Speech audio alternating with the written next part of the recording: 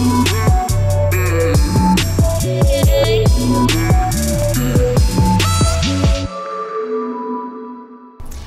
sahabat data, ketemu lagi dengan saya Dian di Agricast, Agriculture Podcast episode 3. Akhirnya kita ketemu lagi nih dan bisa menyapa sahabat data di rumah. Gak kerasa ya udah tahun 2023. Ada apa ya di tahun ini? Ya bener banget, sensus pertanian 2023. Nah, karena pelaksanaan sensus pertanian yang sudah semakin dekat, ternyata banyak banget sahabat data yang makin kepo juga tentang pelaksanaan sensus pertanian 2023 ini seperti apa sih. Nah, untuk menjawab penasaran sahabat data semuanya, beberapa hari yang lalu kami udah membuka question box di media sosial BPS dan spesialnya hari ini akan dijawab langsung pertanyaan-pertanyaan tadi dengan dua narasumber kita yang luar biasa. Nah, yang pertama ada Bapak Deputi Bidang Statistik Produksi, Bapak M. Habibullah, dan juga Wakil Sekretaris Jenderal Kelompok Tani Nelayan Andalan atau KTNA Nasional, Bapak Zulherman Jusman.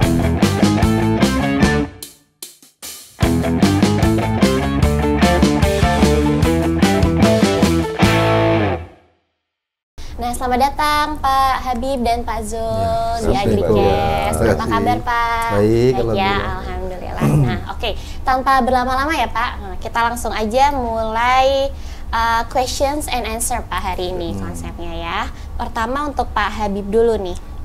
Nah Pak, ada yang nanya nih, petugas ST itu dari pegawai BPS atau rekrut lagi Min katanya gitu. Gimana Pak, petugas ya, ST? Terima kasih Mbak Dian.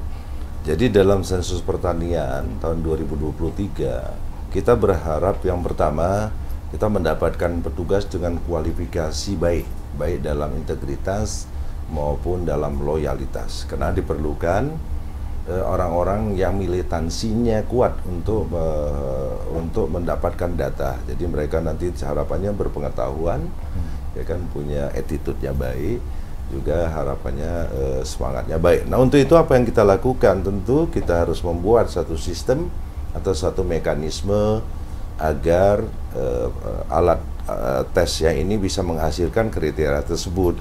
Sehingga pada rekrutmen untuk petugas kita lakukan dengan cara open recruitment. Ya tentu nanti dalam perkembangannya kita juga bisa bekerja sama dengan dinas instansi yang terkait. Misalnya dengan Kementerian Pertanian, mungkin dengan Kementerian Kelautan, juga dengan Kementerian Lingkungan Hidup. Juga demikian juga dengan BKKBN mungkin yang dia juga punya petugas jasa wisma di sana. Nah, ini mekanisme ini kita coba, tujuannya jelas, kita mencoba menseleksi dan mendapatkan petugas terbaik sehingga kualitas data ST itu menjadi jauh lebih baik. Oh, berarti udah terjawab ya sahabat data bahwa petugasnya itu nggak cuma BPS ya Pak ya, tapi juga rekrut mitra nanti. Oke. Selanjutnya, kapan nih buka pendaftaran dan berapa jumlah petugas yang diperlukan? Terus berapa sih rata-rata kebutuhan petugas ST gitu Pak? Jadi kalau kita lihat karena pelaksanaannya ini menjadi dua bulan, jadi nanti dilaksanakan Juni sampai Juni, otomatis nanti petugasnya akan dikontrak selama 2 bulan, sehingga kita kurang lebih sekitar 180 ribuan petugas Indonesia. Jadi se-Indonesia itu nanti ya dengan sistem dan teman-teman BPS kabupaten kota yang akan melaksanakan, kita memfasilitasi toolsnya daripada rekrutmen itu. Kalau buka pendaftarannya kapan Pak? Rencananya ini sedang disiapkan, kita juga nanti akan memutuskan. Sesungguhnya kita pengen secepat mungkin, tapi memang ada kendalanya. Kalau terlalu cepat karena pelatihannya di Mei gitu, itu juga masalah, ada trade-off ke Zul. Iya, betul. Nanti ketika udah rekrut, ya petugasnya lupa kalau dia sudah direkrut gitu. Tapi setidaknya ya sebelum minggu terakhir lah daripada bulan Mei, karena Mei itu sudah pelatihan. Jadi kita coba gitu, ini sedang kita cari. Kalau jadwalnya sih kita pengen di bulan Maret, Maret kita laksanakan. Tapi ini kan menyangkut apa yang saya jelaskan tadi. Tapi yang pasti ketika Mei, minggu ketiga dan keempat Mei itu mereka sudah latihan. Oke, berarti kalau mau tahu kapan jadwal jelas lengkapnya bisa menghubungi kantor BPS. Iya, nanti juga ada di webnya BPS. Kita akan nanti juga diumumin ya Pak. Diumumkan. Oke. Next, kontrak kerja ST 2023 berapa bulan Min? Tadi yang saya bilang kita untuk 2 bulan, diharapkan dengan 2 bulan mereka punya punya beban kerja yang ada, dan diharapkan juga selama 2 bulan ya mereka semakin mengenali medan tugas ya gitu. Harapannya 2 bulan, jadi supaya datanya meningkat dengan baik, dan juga supaya nanti bisa mengunjungin lagi kalau ada hal-hal yang masih ragu. Oh ya, pelaksanaannya lebih panjang ya Pak, Iya. kualitasnya Iya. diharapkan lebih Iya. bagus gitu Iya. ya. Kayak ini pertama kali ya Pak, sensusnya 2 bulan berturut-turut gitu? Semestinya di dunia itu ada sensus itu, kalau kita lihat 7 subsektor kayak Filipina, semua itu boleh. Bisa berdasarkan subsektor, cuman kan kita menyangkut cost efektif ya, supaya jadi 7 subsektor sekaligus kita lakukan dalam 2 bulan. Sesungguhnya dibolehkan, nggak? Yang penting periode datanya kapan kita ambil, sesungguhnya dibolehkan. Ada beberapa negara yang 2 bulan, ada beberapa negara yang tahunnya berbeda gitu. Oke, next ya Pak. Apakah mitra BPS yang sudah mengabdi lebih dari 10 tahun dan banyak pengalaman di kegiatan BPS diprioritaskan? Dari sahabat data di daerah, katanya mitra yang diikutkan kegiatan tuh kok itu-itu aja gitu Pak. Gimana Ya, nih Pak? sesungguhnya gini, mereka ya pastilah tak kenal maka tak sayang, tak sayang maka tak cinta. Gitu. Mantap. Karena mereka yang sudah ini kan sudah terbiasa ya ke BPS.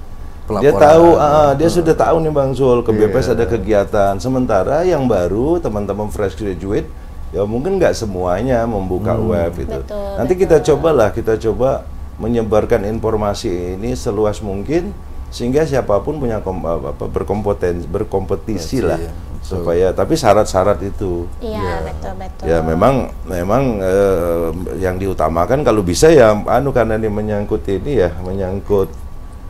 data sensus pertanian, kan akan lebih baik kalau orang yang mengenal wilayahnya. Bayangkan kalau Mbak Dian orang Semarang, suruh mendata ada di Palembang, kan nggak kenal. Betul, Nanti betul. bukan data sensus pertanian, malah nyari pempek dan gitu. menjadi dan kedua juga harus dihitung mampu nggak kos itu untuk menghidupi selama dia 2 bulan, sesungguhnya seperti itu. Iya, betul-betul. Iya. Oke.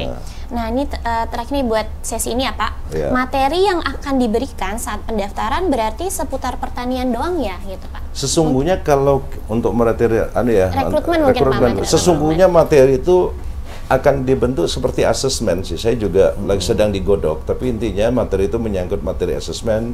Ada yang namanya bagaimana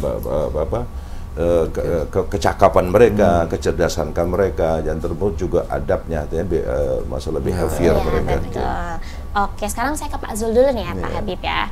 Nah, Pak Zul, mungkin sahabat data di rumah nih masih awam Pak, KTNA. KTNA tuh apa sih Pak gitu? Boleh nggak Pak sedikit diceritain tentang KTNA Ya, gitu? boleh. Terima kasih sebelumnya Mbak Dian, Pak Habib judulnya. Saya sampaikan juga bahwa sebenarnya KTNA ini berdiri dari tahun 71.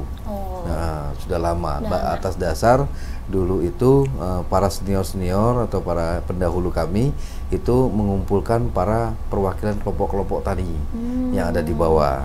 Jadi para kelompok tani ini mereka berkelompok, jadinya membentuk yang namanya KTNA. Nah, pada saat itu sebenarnya KTNA ini dari kelompok-kelompok tani ini bergabung menjadi kelompok di 3 kecamatan, baru namanya KTNA, kelompok kontak tani nelayan andalan. Makanya ada kontaknya ini untuk mengkontak teman-teman kelompok tani yang ada di bawah. Nah, sampai dengan ke tingkat nasional.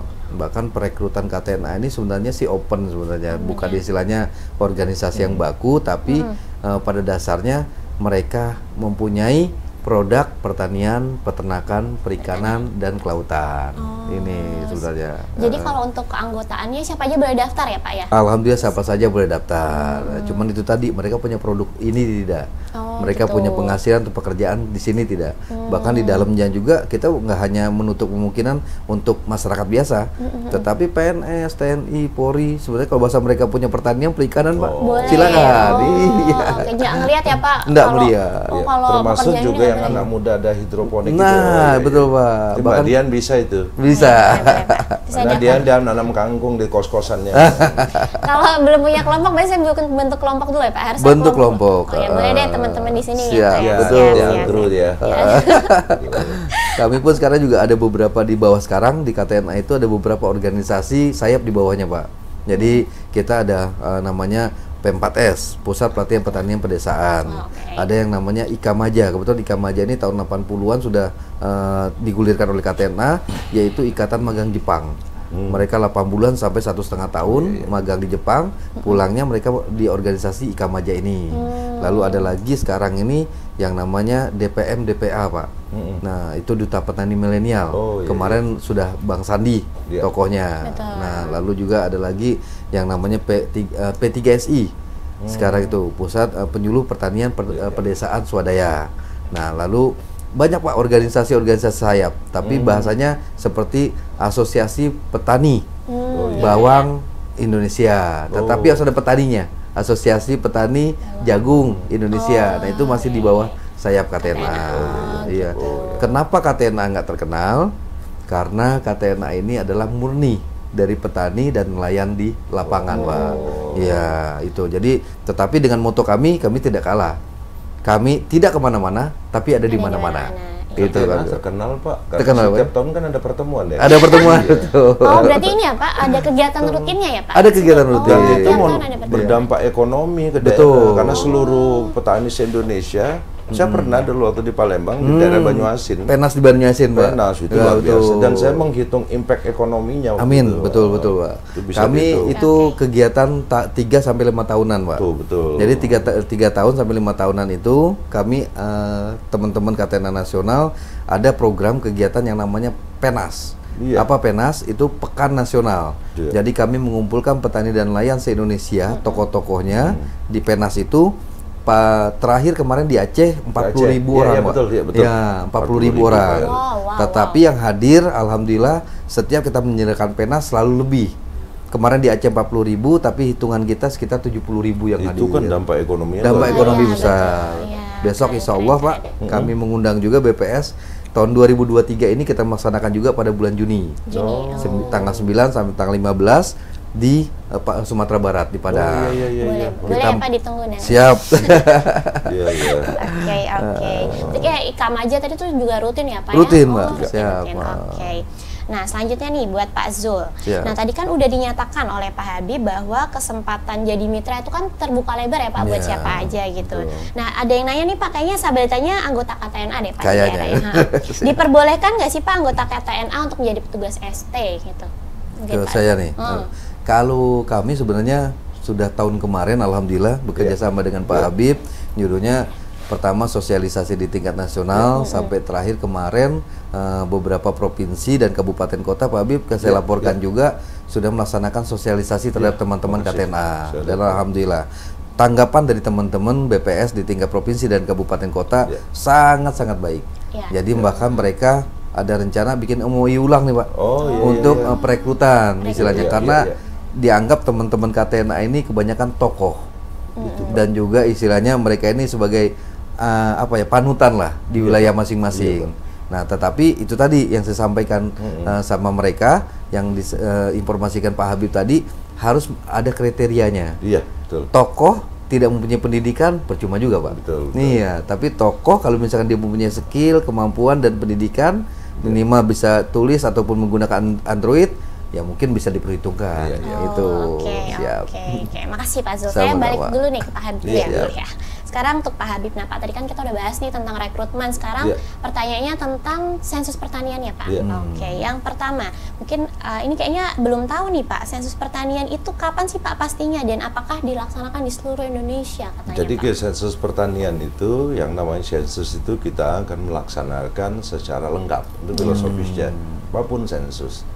Nah, untuk lengkap atau tidak variabel apa yang dan kapan kita harus mengacu dulu ada namanya lembaga internasional yang di bawah UN namanya FAO. Nah, di sana kita rujuk semua apa saja sih yang dibutuhkan Indonesia, apa yang dibutuhkan data untuk dunia. Ya kita susun ke sana. Ya persoalannya adalah ya kapannya kan gitu. Nah, kapan itu pada tahun 2000 itu setiap negara akan berbeda. Nah, kita merujuk dengan Undang-Undang Nomor 16. Di Undang-Undang Nomor 16 dikatakan setiap 10 tahun sekali dan berakhir dengan angka 3. Hanya gitu. Nah, kalau seperti itu ada beberapa kita melaksanakannya di tahun 2023. Nah, tinggal memilih bulannya. Nah, pilih bulan ini tergantung dengan periode waktu. Nah, kalau sudah dapat itu ya kita nanti insya Allah nih Juni sama Juli itu sudah kegiatan lapangnya. Tapi kalau yang di PP-nya ya sudah kita lakukan tahun lalu. Terus pendaftaran itu kan bagian kegiatan. Teman-teman dari agro, anak-anak atau adik-adik saya yang sudah menyiapkan kuesioner itu kegiatan. Jadi sensus itu pelaksanaan lapangan yang saya di sini. Kita sudah mulai di tahun 2019. 2019. Persiapannya udah di 2019. Ya, mudah-mudahan makin persiapannya bagus, matang, sehingga juga kualitas datanya bagus. Apalagi nanti didukung oleh teman-teman dari KTNA dan asosiasi. Ya, betul. Nah, itu yang kita harapkan luar biasa. Berarti pelaksanaan lapangannya Juni-Juli, berarti Juni itu kan tanggal 1 ya Pak? 1 Juni sampai 31 Juli 2023. Karena itu ada dua Mbak Dian. Pertama adalah pendataan untuk usaha pertanian perorangan. Ada untuk usaha yang bentuk perusahaan. Perusahaan kita bagi, ada yang pertanian lainnya kayak pondok pesantren. Nah, ini juga ada dua, karena ini sudah ada direktorinya tahun lalu, tentu tidak sesulit yang ke usaha perorangan. Gitu kan. Oh, berarti ini ada yang nanya Pak, soalnya respondennya ST tuh cuman nyacah yang punya padi sawah atau apa sih Pak gitu, ada yang nanya juga nih Pak. Jadi kalau yang tadi mirip sama KTNA, setiap orang yang melakukan kegiatan usaha di bidang pertanian, pertanian ini ada klasifikasi yang namanya kategori A. Nah, ini yang suka rancu soal tanaman pangan saja. Padahal di sana saya bilang ada tanaman pangan, ada bentuk land, ada bentuk laut, ada bentuk dalam bentuk hutan. Jadi semua, sehingga kategorinya ada pertanian tanaman pangan, ada perkebunan, ada hortikultura, itu kan bagian semua. Termasuk juga kehutanan, kelautan, termasuk juga peternakan, jasa pertanian. Jasa pertanian. Perikanan. Jadi ada 7 itu lingkup. 7 ya Pak. Ya, nah itulah konsep pertanian ini. Jadi 7 inilah yang kita namanya kategori A. Nah, itu yang kita coba data semua. Data semuanya. Saya rekap ya Pak, yang di data berarti ada tanaman pangan, hortikultura, perkebunan, peternakan, perikanan, kehutanan, dan juga jasa pertanian. Ada 7 cakupan ya Pak ya. Oke. Next nih Pak, sebenarnya tujuan utama dilakukannya ST itu buat apa sih Min? Katanya gitu Pak. Iya, tujuan pertama ya karena dia sifatnya sensus, ya pasti kita akan memperoleh data. Data bagaimana jumlah petani se-Indonesia dan dengan karakteristiknya, ya kan gitu. Jumlah yang 7 subsektor tadi itu tujuan. Nah, gunanya apa? Nah, tinggal kita gunanya kalau untuk BPS ya tentu untuk sampling frame tuh. Tapi di dalamnya kan ada pertanyaan-pertanyaan. Kita bagi kuesioner itu ada namanya kuesioner utama kalau kita diminisikan dengan L1 ya gitu ya. Nah, itu kan karakteristik yang umum itu. Jadi petani dia statusnya buruh tani atau tidak. Nanti ketika kita datengin ternyata dia adalah petani yang memenuhi kategori kita, baru kita tanya karakteristiknya. Jadi yang namanya istilahnya ada sampling frame untuk kegiatan pendetilannya dalam bentuk survei berikutnya seperti itu. Ya. Berarti manfaatnya bisa untuk ini apa, sampling frame untuk survei-survei pertanian. Itu bahasa beratnya gitu sampling frame. Tapi kalau bahasanya gampang, kita akan mengetahui berapa jumlah petani berdasarkan 7 kategori. Oh, berarti kita bisa dapat gambaran komprehensif nih ya Pak tentang gimana sih Pak gambaran pertanian di Indonesia. Iya, nanti karakteristiknya baru kita datangin lagi dengan yang lebih detail. Kami pun sangat bermanfaat atas data ini. Iya, nanti teman-teman KTNA bisa tahu nih, oh ternyata yang berkembang apa nih? Iya. Regenerasinya ke depan harus dikemanakan. Nah, dari data itu mungkin juga bisa diambil kebijakan juga ya Pak dari data ST. Harapannya kita semua data yang dihasilkan oleh ST ini bisa dipetakan untuk kebijakan pemerintah. Karena kan ada kementerian yang menangani ini loh kondisi yang seperti Pak Zul bilang seperti apa, ini loh kondisi apa intervensi. Oh ternyata jumlah misalnya jumlah petaninya nurun. Nah, kita lihat nih petani mudanya seperti apa. Ini ke depannya seperti apa gitu. Nah, ini nanti intervensi. Oke. Next ya Pak. Mulai BIMTEK-nya dan terjun ke lapangannya kapan? BIMTEK mungkin pelatihan kali ya Pak? Pelatihan. Ya? Kalau istilah kita tuh pelatihan, jadi bimbingan teknis. BIMTEK itu singkatan kalau nggak salah bimbingan teknis. Jadi kalau BIMTEK itu pelatihan, sesungguhnya sudah dimulai sih. Yang sekarang ada namanya, ada yang namanya tahun lalu kita namanya di atas, namanya workshop. Ada workshop Intama, setelah itu pelatihan ada INAS, berikut Indah yang sedang jalan ya. Nah berikutnya adalah pelatihan petugas. Tadi tuh yang di akhir Mei ya Pak. Jadi ketiga dan keempat. Jadi rekrutmennya di Februari akhir, di Maret ya Pak ya. Ya mudah-mudahan April kita coba lihat. Terus nanti di Mei akhir udah pelatihan ya Pak ya. Pelatihan BIMTEK istilahnya. BIMTEK, BIMTEK. Terus lapangannya di Juni-Juli. Harapannya makin dekat dengan tempat pelaksanaan, makin dia tidak banyak lupa gitu. Iya betul. Oke. Terakhir nih Pak untuk sesi ini, apa manfaat yang diperoleh dari kegiatan sensus pertanian? Yang pertama intervensi program pemerintah. Jadi pemerintah nanti bisa mengintervensi program mana yang dirasakan. Misalnya ya, kita lihat keanggotaannya sudah anggota belum, terus akses dia seperti apa. Nanti ketika diakses permodalan, akses pemasaran, secara umum seperti itu. Terintegrasi semua ya? Iya, nanti dari data itu nanti banyak kok variabelnya. Salah satunya misalnya pemerintah pengen melihat bagaimana ketepatan sasaran terhadap programnya. Misalnya dia mau mengintervensi, ini petani mana sih? Misalnya di ST ini menghasilkan namanya small scale food producer. Itu petani dengan kriteria petani kecil yang memiliki aset itu berupa kepemilikan tanah maupun peternakan. Pemerintah mau intervensi petani yang punya kriteria small scale food producer atau petani skala kecil. Oke. Aduh Pak, ternyata ada yang nyempil nih Pak, sebelum saya tanya ini Pak. Apa aja sih yang didata dan ditanyakan di sensus pertanian mengenai penduduknya atau lahannya aja nih Pak katanya? Kalau responden kan istilahnya kan nih, kalau sensus penduduk nih Juk ya, yang ditanya penduduk. Sensus pertanian yang ditanya tanahnya ya.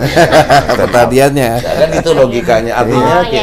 Artinya karakteristik yang kita lihat adalah ya tentu kita tanya pertanian tapi mengenai tanah, laut dan artinya karakteristik. Pelakunya Pak ya. Karakteristik yang tadi tuh Pak 7 cakupan tadi. Iya, 7 cakupan. Artinya kan itu ada berada petaninya di mana gitu. Ya memang bagus tuh pertanyaan itu. Sensus penduduk itu sensus ekonomi, sensus pertanian ya petaninya. Berarti nanti semuanya datang ke rumah sesuatu tuh gimana? Datang sama door to door. Makanya harapan teman-teman KTNA dengan kedekatannya dengan masyarakat bisa memberi informasi. Betul. Wah ini ada sensus loh, penting loh data. Sudah sampai. Terima kasih loh Pak. Sama-sama Pak. Saya lihat ada beberapa daerah sudah posting, udah. KTNA gitu ya Pak ya. Itu luar biasa. Ini kan kebaharuan ya Pak. Pembaharuan, betul Pak.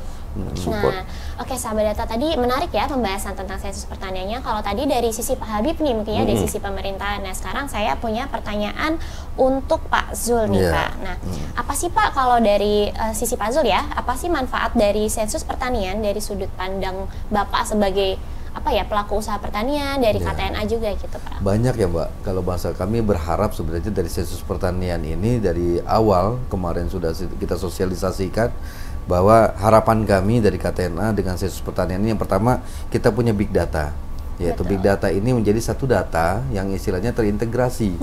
Kalau selama ini mohon maaf terkadang ada beberapa instansi ya Pak ya, jadinya punya data masing-masing, tapi kami berharap jadi satu aja lah datanya, ya kan? Data itu adalah dikeluarkan oleh BPS. Nah jadi kami ke depannya bisa mempunyai rujukan dari karena kami pun kebanyakan dari pemerintah juga minta masukan dari KTNA untuk kebijakan-kebijakan. Jadi kalau misalkan satu rujukan data ini paling tidak kami bisa menentukan. Contoh seperti kalau misalkan tanaman pangan. Kalau tanaman pangan itu tidak semua daerah mempunyai hasil tanaman pangan. Contoh seperti di Bangka Belitung. Bangka Belitung sampai saat ini mereka itu tidak mempunyai lahan sawah yang memadai untuk kebutuhan mereka, Mbak. Mereka harus impor dari Palembang atau Lampung pada saat ini. Nah, jadi kalau misalkan statistik yang dikeluarkan oleh BPS ini tentang pertanian tadi, kami bisa paling tidak membaca, wah paling tidak kami bisa menolong nih teman-teman di daerah mana yang memang seperti itu Mbak harapan kami. Itu salah satunya tanaman pangannya. Belum lagi peternakan, perikanan dan yang lainnya Pak Habib ya. Ternyata kebijakan itu nggak cuma dari sisi pemerintah ya Pak ya. Betul Pak. Tapi dari pelaku usaha pertanian sendiri tuh bisa sangat kebijakan juga dengan data ST. Oke. Nah, ini kan Pak sangat dimungkinkan ternyata ya Pak untuk kolaborasi tadi antara Sangat. BPS dan Harus. KTNA. Menurut Bapak nih, menurut Pak Zul, apa yang bisa dilakukan KTNA untuk mendukung ST gitu Pak? Mungkin untuk teman-teman KTNA di daerah nih Pak. Yang pertama kita sudah mendukung awal untuk sosialisasi. Betul. Jadi kemarin dari kebijakan Pak Habib juga kami direkrut sudah sangat berterima kasih. Ucapan terima kasih dari teman-teman dari tingkat daerah sampai ke tingkat provinsi dan nasional, dan sosialisasi ini juga sudah kami sampaikan kepada teman-teman kelompok tani Pak sekarang. Dan juga ke depan ada harapan kami kemarin hasil beberapa pertemuan di tingkat provinsi, kabupaten, kota, paling tidak untuk perekrutan kami siap. Paling tidak, tetapi sesuai dengan kriteria yang ditentukan oleh BPS. Kami siap untuk membantu, dan juga paling tidak kami siap untuk membackup untuk kegiatan-kegiatan di lapangan Pak Bib. Walaupun kami bukan petugas nantinya, tapi yang jelas karena ada MOU kami dengan BPS terhadap untuk mensukseskan sensus pertanian ini, insya Allah tokoh-tokoh kami ataupun ketua-ketua kelompok yang ada di wilayah siap membantu teman-teman BPS. Siap membantu ya Pak. Harus. Berarti KTNA sebagai salah satu agen sosialisasi ST sampai ke daerah-daerah terkecil. Sampai ke kelompok tani, sampai bukan kelompok daerah. tani bahkan. Oke. Nah Pak, terakhir nih dari Pak Zul, boleh Pak mungkin di sounding ke teman-teman di daerah gitu untuk mengajak anggota KTNA mungkin ya sampai di daerah untuk ikut menyukseskan ST gitu Pak.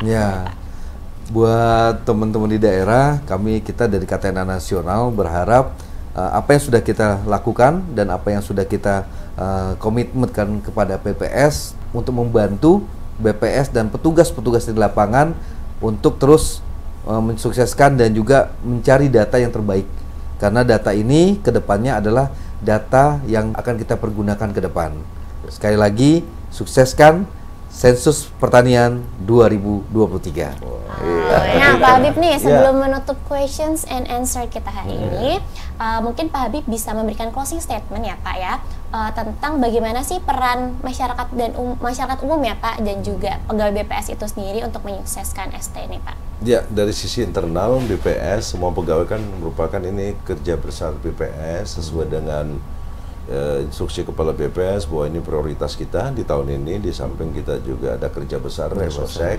Nah, tentu dari pegawai sudah menjadi kewajiban untuk mensukseskan, dan ini juga dilakukan secara internal. Teman-teman agro melakukan internalisasi. Jangan sampai pegawai kita nggak paham ST itu. Saya yakin udah 1 tahun ini mudah-mudahan kita refresh lagi. Tapi satu hal, KTNA ya agen kita. Amin. Nanti setidaknya kalaupun mereka tidak bisa langsung jadi petugas, setidaknya bantu memberikan informasi kepada mitra-mitra kita yang akan hadir di semua kabupaten kota di Indonesia. Gitu. Oke, terima kasih. Kalau masyarakat ya sesungguhnya ya berikanlah data yang akurat, sebenar-benarnya, sehingga nanti kebijakannya pun akan menjadi benar. Terima kedatangan petugas ya Pak ya, tentunya ya Pak ya. Oke, terima kasih Pak Habib dan Pak Zul atas waktunya ya, udah nyempetin nih untuk hadir di AgriCast kita hari ini. Dan juga jawab-jawabannya nih untuk sahabat data, tadinya tuh banyak banget Pak pertanyaan yang mau kita jawab, tapi karena durasi jadi kita harus pilih ya Pak. Ya, nanti saya khawatir juga pas nanya makin lama makin ke pribadi kan. Ya, makasih Pak Dian. Terima kasih. Kami juga dari KTNA siap. Jadi ingat ya sahabat data, sensus pertanian 2023 1 Juni 2023 sampai dengan 31 Juli 2023. Nah, saya Dian pamit undur diri. Salam sensus pertanian, mencatat pertanian Indonesia.